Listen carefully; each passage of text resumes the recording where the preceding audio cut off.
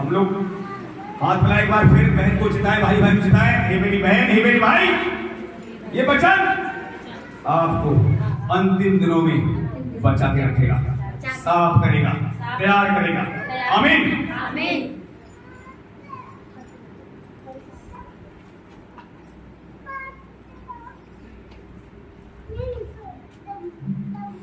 यूना 8 भी डालेगा, 8 का 32 से पढ़े।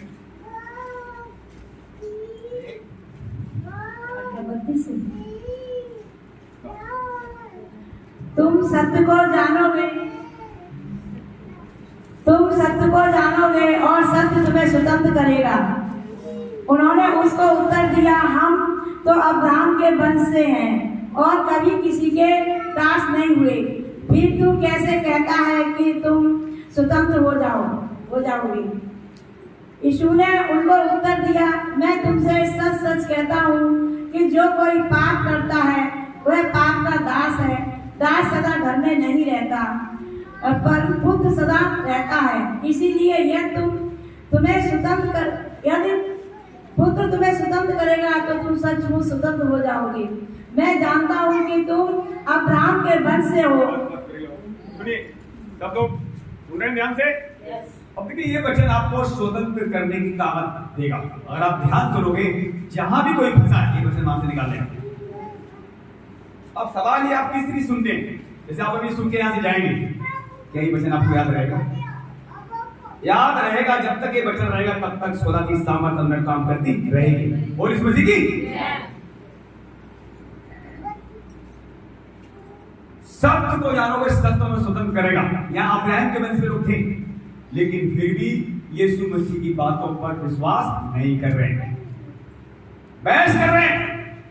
मैं तो आजाद हूं पहले से, मैं तो अब्राहम के वंश हूं। लेकिन प्रभु ने कहा, सुनिए, यदि कोई पाप करता है, पाप छोड़ नहीं पाता है, तो पाप का वो दास बन चुका है। जैसे क्या नाम आपका? देवेंद्र। देखो मुझे नाम मैं भूला नहीं, हो सकता आप भूल भी गए मुझे। देवेंद्र नाम लिखा, और ये दारू के नशे के गुलाम। कौन छुड़ाएगा? पौलुस कहता है, कौन छुड़ाएगा? और इन्हें पता भी लग गया है।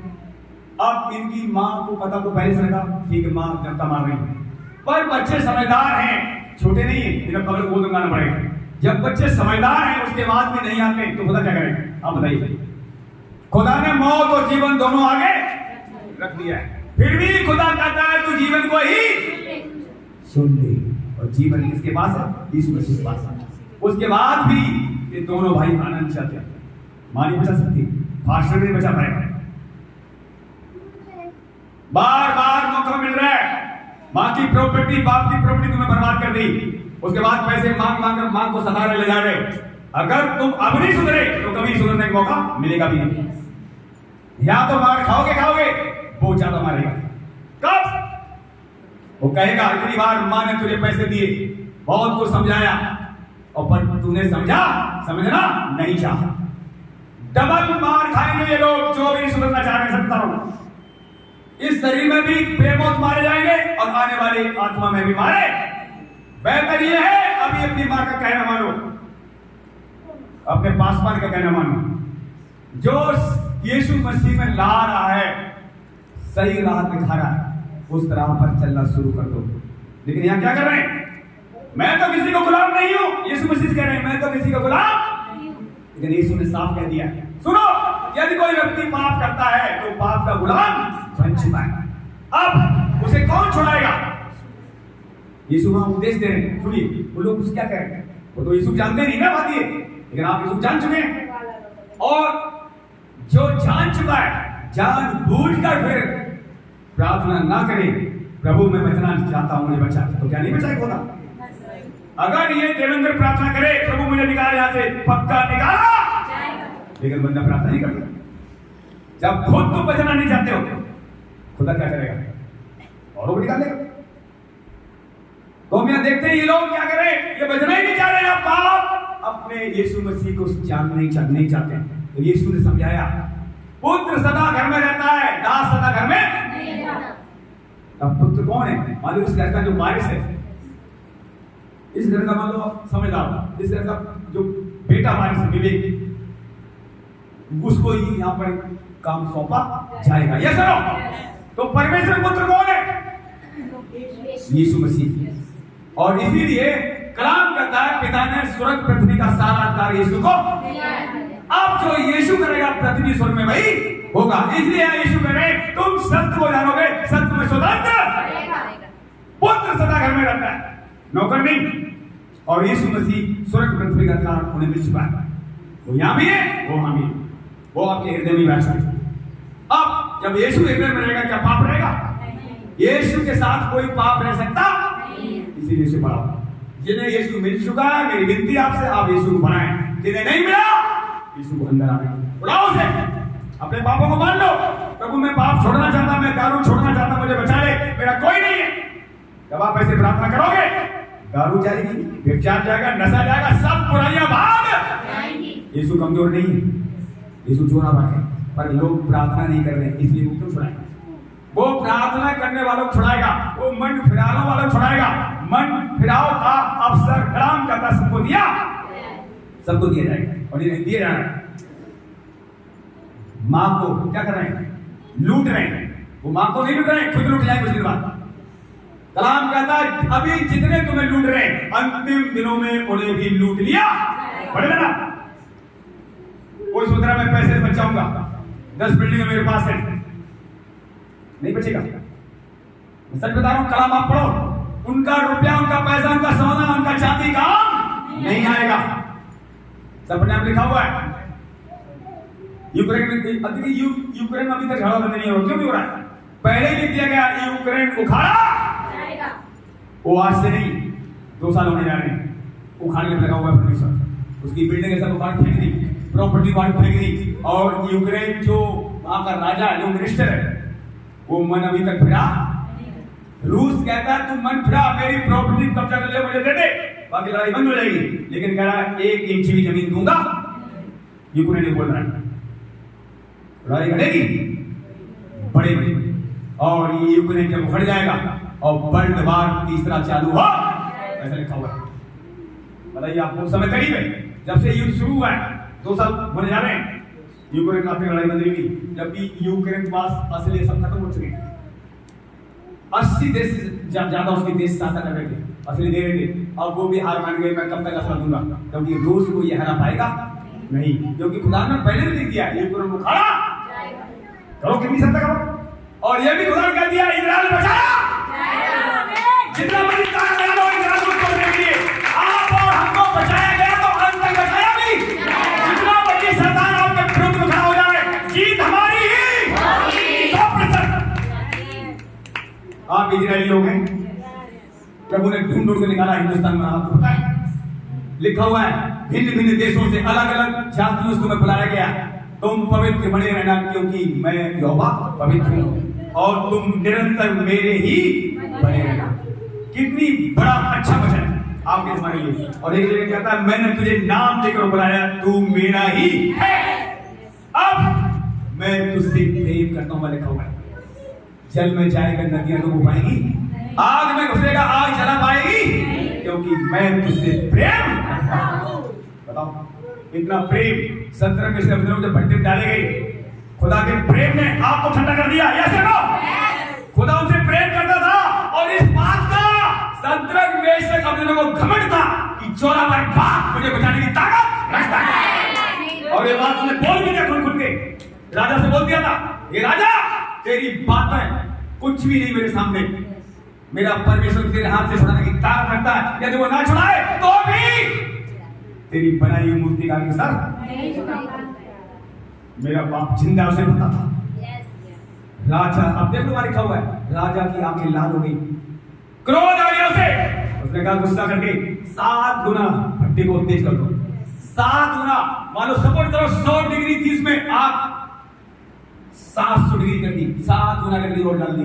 बताओ आग जब बढ़ी, और अगर विश्वास में कमजोर होते तो डर जाते। उसने उन्होंने नहीं कहा मुझे छोड़ दे, डाल दो, लेकिन कलाम कह रहा है मंत्रियों को हुक्म दिया बांध कर डाल दो। अब देखना वाले वचन लिखा हुआ है, जिन्होंने बांधा डाला। अब मान लो इधर आग जल रही है और यहाँ डालने वाले यहाँ से डाल रहे हैं। अब डालने वाले तो जल रहे, जिन्होंने डाला था आग उनको समेट ली। डालने वाले तो गए और जिन्हें डाला वो टहल रहे। तीन डाले गए थे, चौथा कौन आ गया? जिस पर हम भरोसा रखते हैं वो चौथा आ गया। और इस मसीह की बताइए, हमारे बाप जोड़ा बनी आपको ठंडा कर देगा, तुम्हारे लिए नदियों को सुखा देगा। यरदन नदी उल्टी बहने लगी, लिखा हुआ वहां अराबाद ताल में, जैसे नदी इधर बह रही है और जैसे ही संदूक लेकर लोग घुसे और पानी पीछे बैग जाकर उतर कर अराबाद ताल में बहने लगा और वहां ढेर लग गया। पानी कभी ढेर लगा देखा? बिना दीवार कभी ढेर लगा देखा? लेकिन बिना दीवार के वहां पानी ढेर लग रहा है। कब तक? जब तक सारे गिराजी पार न निकले। वो बाप आज हमारे साथ है, ये बातें बोलना चाहिए। समुद्र को सुखा देने वाला योग हमारे साथ है, शत्रु में से वो डरते भट्टे से बचाने वाला योग हमारे साथ है, सिंहों को जबरदस्त बंद करने वाला योग हमारे साथ है। ये जब बोलते हैं और एक सामत आती है और मैं ताजा करके, विश्वास तो बढ़ेगा पर विश्वास की बात है। जब बोलते हैं आग आती है, सामर्थ आती है और स्वर्गदूत वचन थामते हैं, वो पूरा करना शुरू कर देते हैं। जैसा बोलते वैसा होगा। तुम्हारा मुंह सृजनहार तुम्हारा है, तुम्हारे परिवार का कलीसिया का है।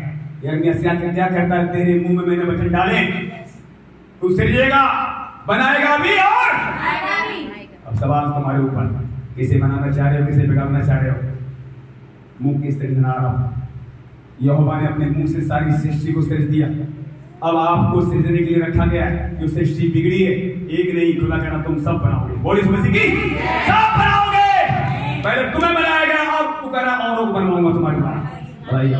कितनी कीमती आप लोग हैं। और बाइबल बताती है अगर ये कीमत यीशु मसीह को समझ गया, वो पाप कर ही जैसे ना आप पाप नहीं कर पाएंगे। पाप करवाने वाला सुनिए सामर्थ्य नहीं, वो छोटा है, और बचाने वाला अब किसकी तरफ आपकी निगाहें हैं? पाप तो लुभाएगा, पाप लुभाता है, लालच लोभ आएगा, सब दिया जाएगा। लेकिन हमारे साथ जब जोड़ा बनी हुआ है, शैतान आपको पकड़कर पाप नहीं करवाएगा, लालच देता बस आपको लुभाता है। लेकिन जो चीजें लुभा रही है, अगर ये अंदर है, ये देख रहे हो, ये क्या है? वचन है ना। इससे आप जितनी मोहब्बत करेंगे, इसको जितने अंदर रखेंगे, सचमुच उतना ही मजबूत होते चले। इसलिए लिखा हुआ अधिकारी से वचन बसने दे।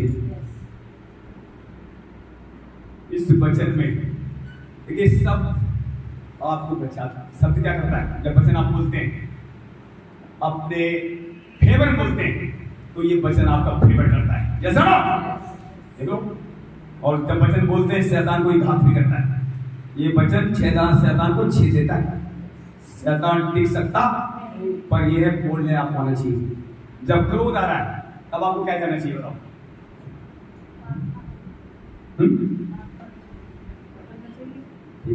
और कोई भाई बताए जब क्रोध करना चाहिए?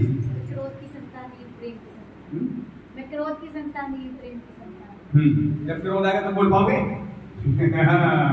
जब क्रोध आएगा, अभी तो बोल रहे हैं आप, क्रोध नहीं इसलिए बोल रहे हैं। जब क्रोध आएगा तब क्या ये बोल पाओगे? सवाल उस समय का है। देखिए ध्यान सुनना, क्रोध अगर यहां आ रहा है तो बाहर निकल जाओ।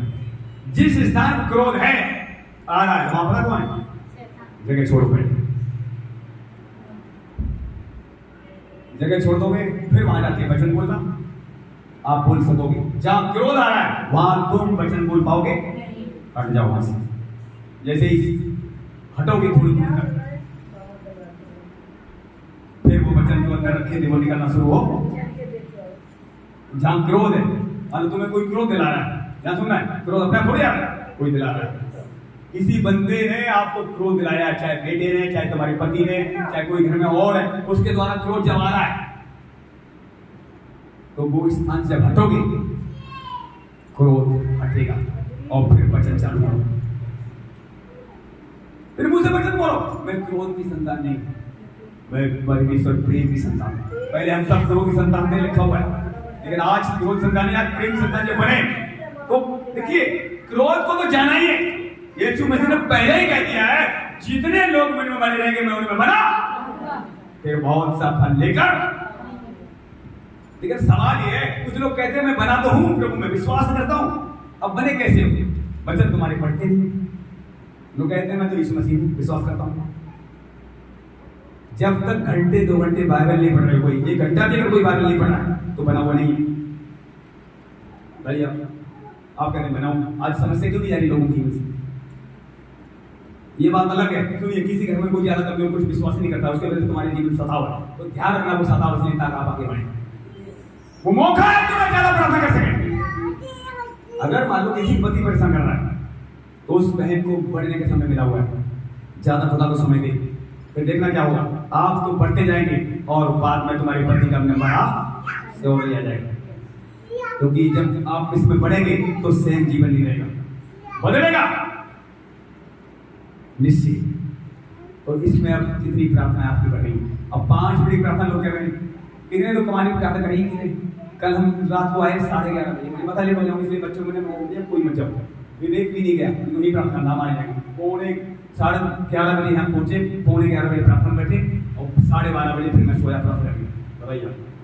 और उनके बच्चे का जन्मदिन था, इसलिए उन्होंने सिर्फ फास्टर बुलाया था, क्योंकि वह सिर्फ 180 कुर्सी थी, जबकि उनके पास ही 500 ज्यादा थे, सबको नहीं बुलाया हुआ। उनका जन्मदिन बच्चे के लिए बुलाया गया था, तो इधर से भी 2-4 फास्टर गए, तो इनकी मैसेज गई बच्चा किसी कोई नहीं करता। इसलिए मैं आपको बताना चाहता हूँ सचमुच समय बहुत करीब है। अब करें तो क्या करें? वचन क्या कहता है? आप वचन यीशु मसीह की बातें सुनो। चलो अंतिम दिनों पुराने नियम छोड़ दो, नए नियम देखो। यीशु मसीह ने क्या क्या बातें कही? हर समय प्रार्थना, हर समय बोला है, ये नहीं बोला है तुम सुबह शाम करो। हर समय मतलब ये तुम किसी भी समय कर सकते करो। हर समय प्रार्थना करते रहो ताकि मनुष्य के पुत्र के सामने खड़े होने के लायक बनो और आने वाली घटना से जो घटनाएं आ रही, बताइए यूपी में कलसिया बंद हो रही, प्रार्थना करो। गाजीपुर में पहले कलसिया बंद हुई, हमारी कलसिया खुली हुई, सुबह 7 बजे चला रहे। अभी रवि से बात हुई थी, मैंने उसको बोल दिया सुबह 7 बजे कलसिया चला, भैया 9 बजे बंद कर दे, कोई बात नहीं। 1 घंटे की प्रार्थना लेगा तो भी लोगों को भोजन खुद से मिलेगा, तो ऑनलाइन करो। और चुनाव मार्च में, और उसके बाद क्या हो रहा है बाद में होगा। और ये तो चलो गवर्नमेंट बंद करा रही है, या हम नेता बंद करा रहे हैं, खुद अभी कई बार कल से बंद करा देगा वायरस के से। क्या सोच रहा?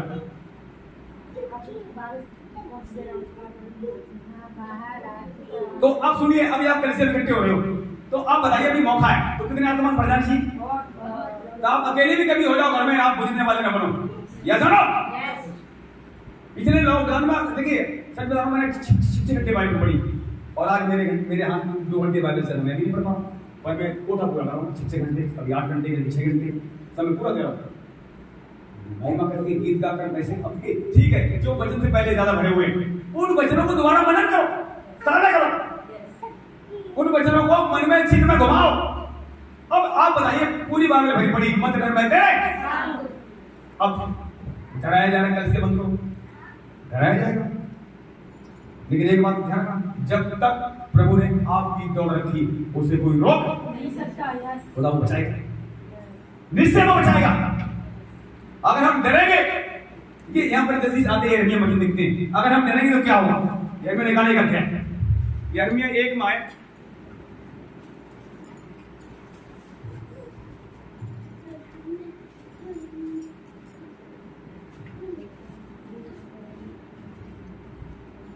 एक का हम पढ़ेंगे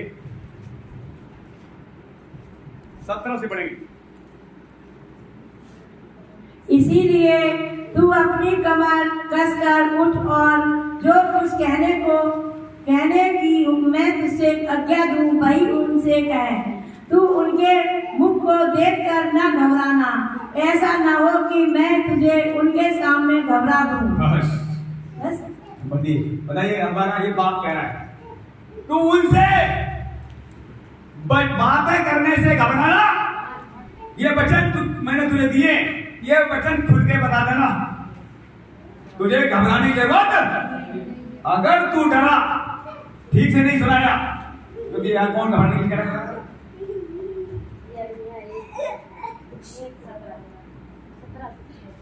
ऐसा ना हो मैं तुझे घबरा दूं।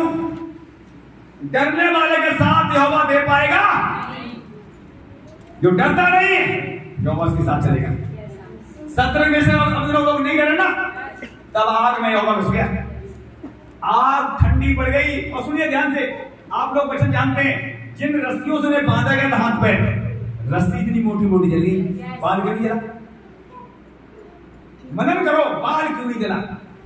क्योंकि बाल हमारे साथ जुड़ा हुआ था, बंधन थे, वो खुल गई। यहोवा दिखाई, देखो मेरे बंदे आग में जल रहे हैं, खुले चल रहे हैं, रस्सियां जला दी यहोवा ने, और बाल में खुद भी नहीं आ रही, जलने की गंदी नहीं पाई। ऐसे लिखा हुआ है, झूठ चुप रहा हूं मैं, गंद नहीं पाई।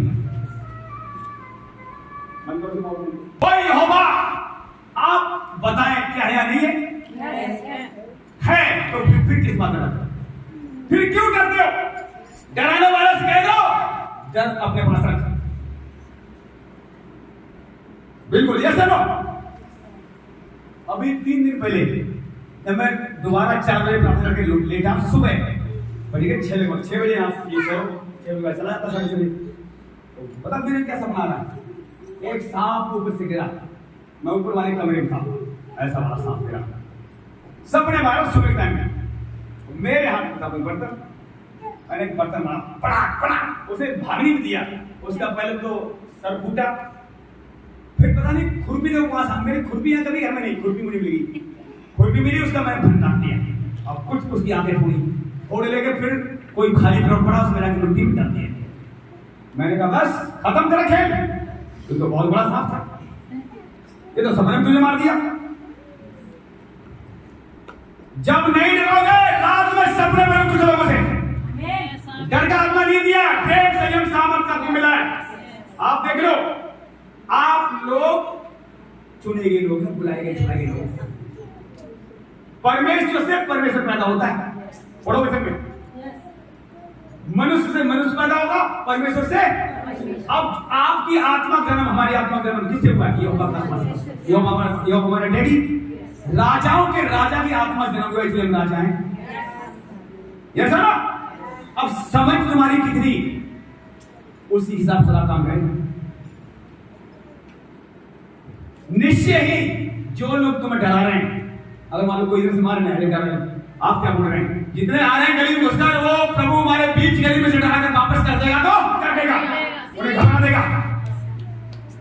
लिखा हुआ है, यहोवा ऐसा ही करेगा तेरे साथ, जो तुझे डराते हैं 1 मार्ग से आएंगे, 7 मार्ग से भाग जाएंगे। तू जो यहोवा का कहलाता है, दूर दूर के लोग, देश के लोग भी तुझसे डर जाएंगे। और ये वचन इजराइल के साथ पूरा होने जा रहा है।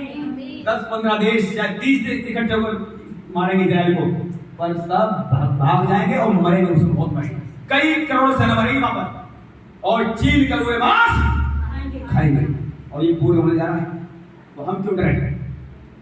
एक मिनट आप ध्यान सुनना, शैतान कई बार पीछे से पार करता है, लेकिन आपको वचन बोलना चाहिए, यहोवा मेरे आगे पीछे भी है, दाएं बाएं ऊपर से उसकी आत्मा छाया कर रहा है, नीचे पांव को टलने नहीं देता। मैं अपने सोच ऐसे बोलता हूँ, मेरे यहोवा आगे चल रहा है, पीछे भी है, दाएं भी है, बाएं भी है, और ऊपर से रखवाली उसका आत्मा कर रहा है।